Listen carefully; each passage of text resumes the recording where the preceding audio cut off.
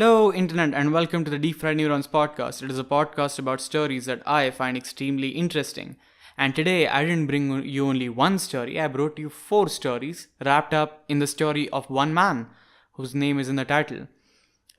If you are a big avid reader and you haven't gotten around to reading Dostoyevsky or he's on your list, and you're bothered by spoilers, this is not probably the podcast you should follow because I'm going to, in detail, reveal his plots. But at the same time, I should tell you that Fyodor Dostoyevsky sort of meant to have his books read and reread and talked about in a conversation. So it won't do actual harm if you go and read the book after listening to this podcast. But that's your choice. I've given you a fair spoiler warning. And now I'm gonna cue the fucking...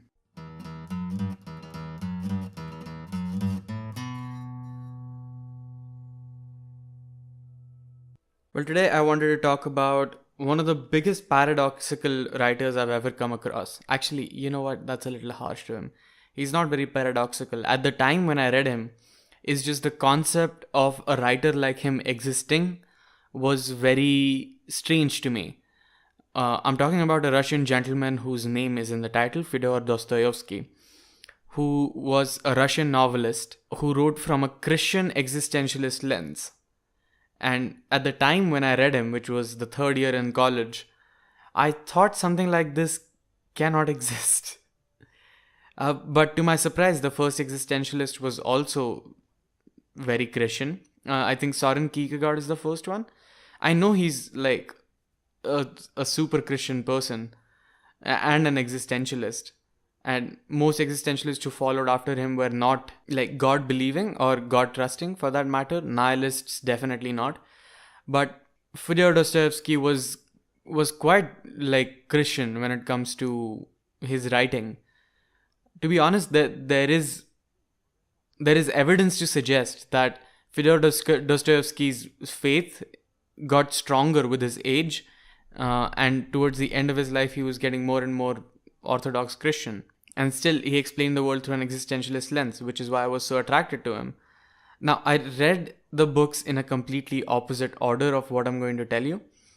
But it is important that I tell you in this way. I'm going to tell you the book I like the least, the book I was okay with, but that sort of gave me the biggest mindfuck of all 3, and the one I liked the most. But at the same time, I'm going to warn you, Fyodor Dostoyevsky is not as close to me as a philosopher as, say, Albert Camus. Like, when I read Camus, I fell in love with Camus himself. When I read Dostoyevsky, I just thought he was old and a little crazy. But that's a description you can fit anybody who's eccentric enough to write interesting novels. But having that said, my first impression of Dostoyevsky was that he's interesting. But towards the end, I started not liking him quite a lot. But that also comes from my religious beliefs. I am not a very religious person, and to be honest, my opinions on religion are that it is an institution that holds too much power in society in the time that we're living. And if it didn't exist, would be better off. I mean, that's just one man's take though. There are arguments which actually are very convincing to say that religion is actually a good structure to base your life in. And traditional values sort of give you a good life, which is fine. I mean, if that's what you want, I just don't think that's a structure you should grow your children to be for. Am I making sense there? I mean, don't tell your children that that's the only option they have. It's a good way to live life. It's an easy way to live life as well in some cases, but it's not the only way to live life, is what I'm trying to say. So let's get into it. The first book that I'm going to discuss by him is The Brothers Karamazov. And fuck the main story that happens. The one that is important is the story that is within a story about an incident where Jesus comes back to life. Okay, I think I jumped a little too far ahead. Well, the story is being told about the Grand Inquisitor, which is like a pope-like figure, a big priest of the Catholic Church in Spain. And mostly it's the book sort of talks about the second coming of Christ and when he comes and like life would be better and shit. But the Grand Inquisitor sort of testifies that Jesus Christ already came to life in Spain in the 15th century at the top of the power of the Catholic Church. so that he could like re-preach his message and he could save the universe from its own doom and things like that. But he was imprisoned by the church, and he was told by the Grand Inquisitor that his idealistic take on how things should be is impractical, and people, by their definition, are not idealistic or moralistic beings. They need the idea of Jesus Christ to sort of sustain themselves so that they don't go crazy and kill each other and the world descends into complete anarchic, chaotic end. But to actually actively approach the ideal of Jesus Christ will make them extremely uncomfortable and probably crazy. So he should be just an idea and not a real person. And the second coming of Christ is actually bad for humanity is sort of the narrative that the book sets. And throughout the book, the Grand Inquisitor is not the grotesque villain in this case for being not idealistic enough. He's actually a very wise man, as portrayed by Dostoyevsky. He sort of says that Jesus Christ is an unrealistic ideal, and it's not practical to have him let loose on the people who are listening to the church and sort of finding their purpose in life through the church. And that's why we need to keep him as an idea and let people have the concept of Jesus Christ in their minds when they live their lives. Now, I have huge red flags all over this one.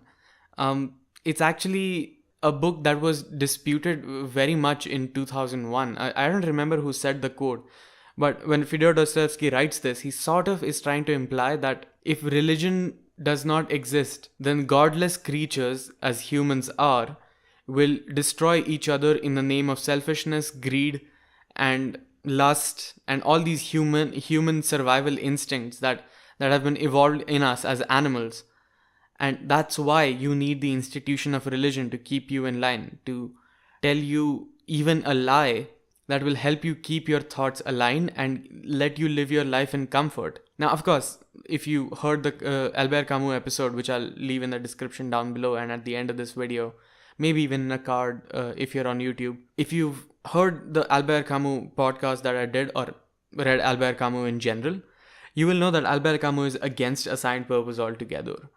So is Friedrich Nietzsche, as we discussed in God is Dead and We Have Killed Him. Actually, Nietzsche makes the argument that the institutionalization that Christianity and the church provides today is the death of God as we know it, or as we understand it. But both of them were essentially idealistic people who weren't looking at existentialism as something to deal with, but something to embrace and then use it to sort of, tackle your life and till you die at least. Dostoevsky sort of advocates religion for this, and I don't know how reliable that is. I mean, we all know the Catholic Church is not known to be completely pure about their intentions. I mean, they sold tickets to heaven about the same time the second coming of Christ has been told by Fyodor Dostoevsky. Of course, the huge child abuse allegations that are against them. And by no means is Christianity alone in this. Like, when it comes to human rights abuse in the name of God, you will see a high number to come up. Like, the 2001 incident that I left in the middle to be distracted by something else that came to my mind was that Fyodor Dostoevsky sort of says that leaving people from the touch of God will be dangerous, as it will leave them to the primal instincts of crime and whatnot, and all the virtue that is rested in the idea of God will be lost. But at the same time, 2001 was also the year when, in the name of God, 2 airplanes were crashed into a building, and that was by no means an isolated incident. Terrorism has claimed a lot of lives in this country, most of them in the name of God, by the people who committed the crime themselves. So it's definitely dangerous to assign yourself purpose through the institution of religion, the way Fyodor Dostoevsky actively advocates for it. Of course, Fyodor Dostoevsky also doesn't believe in lying to you. He says that life has no purpose. Throughout his books, there is no sense of saying that, you must follow the church. He advises you to follow the church because a way without them is sort of dangerous for you psychologically and spiritually and philosophically. And to be honest, I have to agree with him that it's dangerous, but that's not new. Like, Nietzsche said the same thing. Nietzsche says that God is dead and we have killed him. And it's not a happy proclamation, but he says that if that's the case, then we're on our own. He says we're directionless and we're just in a vacuum with up, down, sideways, everything open to us, and we should explore it to the rest of our decisions. Now, of course, there is a sense of morality that I have, which I think Friedrich Nietzsche fails to sort of touch on when he's talking about his philosophies. And that's why he got misrepresented by Hitler as his influence for killing the Jews and the Gypsies. But at the same time, you have to realize that Friedrich Nietzsche was also saying that you should be okay with the consequences you're leaving behind, which is not such a terrible idea. I just make the addition that as long as your consequences are not to hurt 6 to 9 million people, I'll be very fine with that, because it sort of fits in with my political aspect of live and let live. Like, as many people as you can not harm during your lifetime, the better. So Buddhist Friedrich Nietzsche is what I would go for. Because like Buddhism doesn't lie to you. Like, that's not a religion, it's a set of teachings. It advises you to not do a set of things because they will result in other people's pain, and it will result to more pain. So you'll just be increasing the suffering.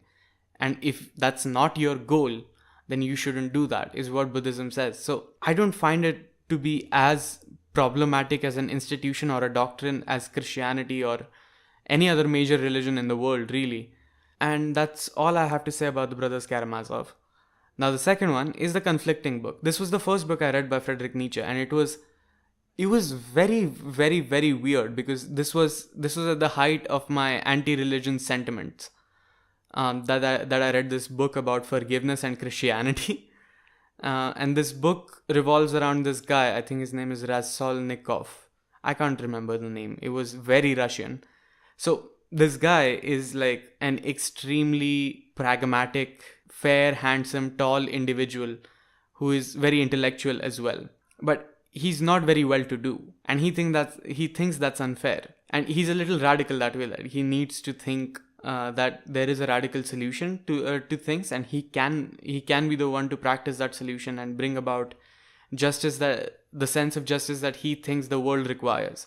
He sees himself as Thanos, like the hardest choices require the strongest wills.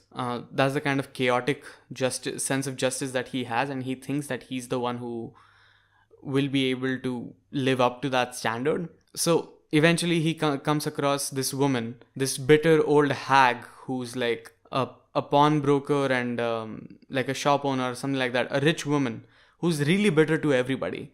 Like, she's just a bitch to pack it up in a concise little packet. And he thinks it's unfair that this hag that nobody likes is always cruel to other people, who's never nice to anybody, even to her own family or her own customers, doesn't deserve to live and have all that money while he is completely poor. So he takes a baseball bat, breaks into her apartment, and smashes her brains in. Meanwhile, her pregnant stepsister or somebody is in there who's pregnant, and he panics and he kills her too, steals the money and runs away. But he's not as bad as he thought he was. He compared himself to Napoleon before, who was sort of a general who broke the norms of society and what is right and wrong in his country, and he's the one who gets mentioned in history as a great one. And he compared himself to that, but he is not that away from morality. He is struck by immense amounts of guilt when he commits this crime. And throughout his guilt trip and before his guilt trip, Fyodor Dostoyevsky pulls off a very interesting move where he gets us to like this character. I mean, by no means is Raskolnikov, his name that I might have bludgeoned at this point, an unlikable character, even after that heinous crime.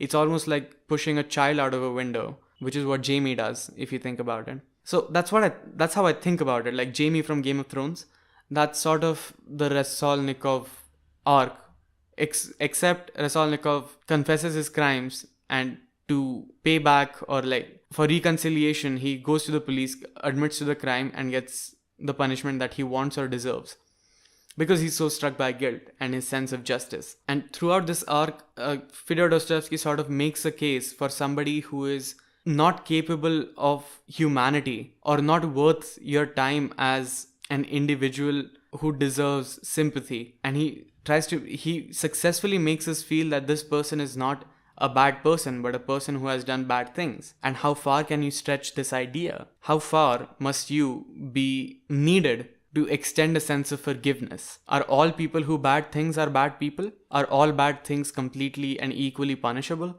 I don't think so. I mean, we now look at murder in a completely different lens. There's a lot of murder that our society actually justifies. Not our society, but I mean in pop culture. We enjoy deaths, don't we? I mean, when was the last time you went to see an action movie where the villain didn't die and you didn't have fun? But that villain has to do something really, really horrible for you to not forgive him. And that sort of made me think about how far does my radius of forgiveness go?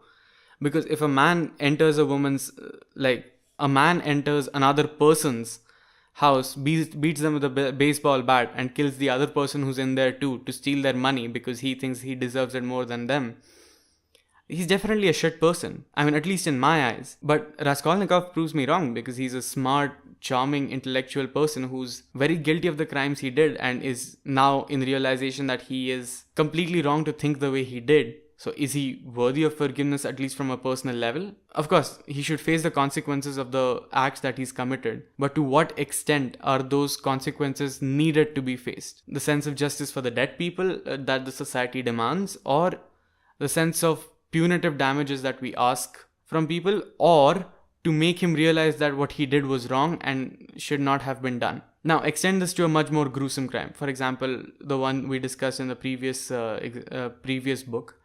Child rape. Now, I don't have it in me to think a child rapist has any sense of humanity, but I'm wrong about that. Like, the people who rape children are essentially humans, at least biologically, if not ethically, morally, or cognitively.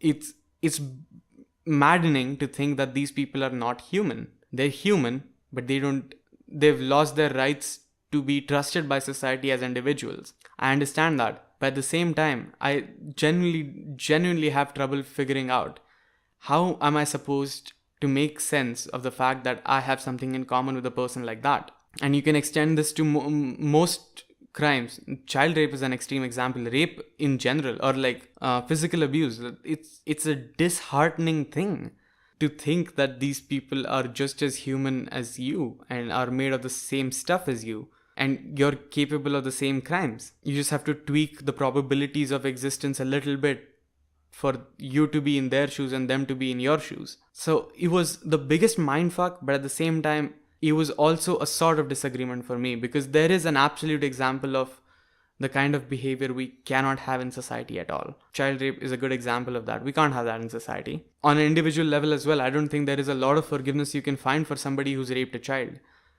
Or raped a woman for that matter, or raped a man. It's a sexual crime. There's not much empathy or sympathy you can give somebody who's made that sort of a crime. If you want an even more extreme example, a dictator who's killed 6 to 9 million people. You can't forgive something like that. You can't even consider forgiving something like that. Mostly because it's an act so evil that any amount of humanity they might have had is completely negated. But at the same time, it is difficult to put a definitive line where the humane understanding of a person ends and their treatment as a criminal begins. And that is what was very interesting for me for reading Crime and Punishment. The third one, which I liked the most, to be honest, was The Idiot. Now, I related to The Idiot in a very weird way. How many of you have heard Airbag by Radiohead? I don't know. I mean, none of you can talk to me. The point is, Airbag is about surviving a car crash. Now, I've survived a fair number of bike accidents in my life, and a trip to Meghalaya. Not that Meghalaya is a dangerous place, but it was a difficult terrain, and I thought I was going to die at a river. And that's what I'm trying to say here. And that's the sort of feeling this book explores. So, one of the things you should know about Dostoyevsky is that he was caught up with a lot of these radical intellectuals back when he was an engineer, right after college. And he was rounded up by the Tsar's army, and he was sentenced to be shot by the firing squad for being too radical or something like that. And just before it was ready, aim, fire. At aim, somebody came in with a message that, you know what, We can't kill them, we have to sentence them to Siberia for 4 years. And that's the exact parallel that he draws. Like, the idiot is about to die and he sees the sun shining over the church and he realizes that life is so beautiful, there's so much I missed, so many things that I wanted to do. And the moment that he realized that the moment he's accepted death and he was ready to be dead, a message arrived and says it's not over. And there is a sudden sense of gratitude that surges his body because he's not going to die. And the idiot sort of stays in that sense of gratitude, an impractical, incoherent sense of gratitude for the rest of his life, which is why he seems like the idiot to everybody else, because no matter how bad things get for him, he just stays happy. He just looks at the positive side. And I found that idea to be very intriguing, that a person could overcome so much pain and agony in their own lives through just thinking about how lucky they are to just exist. How lucky they are to exist in a mathematical probability that is so unique to themselves that they're literally one in an infinity, which sort of makes them very special and not special at the same time. Now, of course, it's an unrealistic ideal that he sets for you. There's a lot of struggle that most people don't have a choice but to feel sad for. Mental health issues is just one idea, but there's so much more that people face that I have no idea, or Dostoyevsky couldn't account for in his books. But it's a beautiful idea, and it sort of spoke to me. I understand that I'm not a very grateful person for the kind of things I experience in a regular life, and I spend quite a lot of time being a doomer. Quite a lot of time means 30% of my life. But this is the sort of idea that makes your transition from a doomer to a gloomer. Like somebody who doesn't appreciate life or is sad just for existing, and somebody who is very happy for existing. Is a thin line of gratitude of existing and agony of existing. And you can exist in both, really. There is nothing that says that you can't. And that is a book I think all of you should read, especially if you have fairly normal lives. Like, my struggle in life hasn't been very hard. I've had a very comfortable life so far, and I'm grateful for it. And if you can learn that from Dostoevsky, that's great. If not, then don't pressurize yourself. It's just a book by an old man in Russia who was an Eastern Orthodox Christian. Now, for bonus round, I wanted to discuss one of his most famous books called The Notes from the Underground. Now, Notes from the Underground, in a very weird way, I relate to the character. If you don't know what the book is about, it's about this guy who is a public servant, really bitter, like a real asshole. Like, he just walks up to people, tells them he doesn't like them, he gets into fights all the time. He sort of makes it painful for everybody to exist around him. If somebody's happy, it makes him happy to ruin their day just by saying something mean to them or saying something snide to them. Anything that would make people not like him, he'll do it. And when he retires from the office, there's a party for him where he rants about how he doesn't like people at all, and he hated working for them for every single day that he was there. And after all that, he sort of makes this point that if you're ever happy, then a new sadness will chase you. That, like, you'll find something to make you sad. And usually that kind of argument sort of pisses me off because it's a little bit full of shit, but he makes it so well in this book that it sounds amazing. Like, Dostoevsky's delivery is not snide, condescending, or looking down at you at all. It's very factual. It's like, if you end world hunger, then people will be pissed that they're not with the woman they love.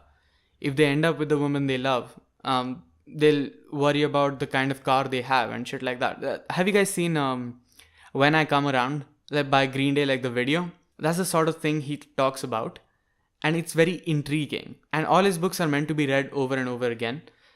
He's very Christian, which is what annoys me, but at the same time he's a prolific writer, which sort of encourages me. And he's the type of religious person that I wouldn't mind being around, to be honest. Somebody who knows what the objective truth is and uses a coping mechanism to deal with it. And if you treat the coping mechanism as a coping mechanism, I don't actually have a problem with you.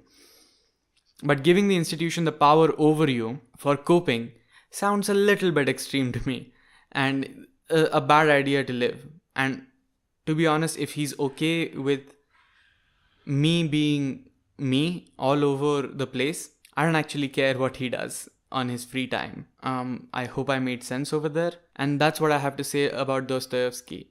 If you're going to be religious, be like Dostoevsky. If you're not going to be religious, still read Dostoevsky just for the kicks, and then read Albert Camus and Friedrich Nietzsche.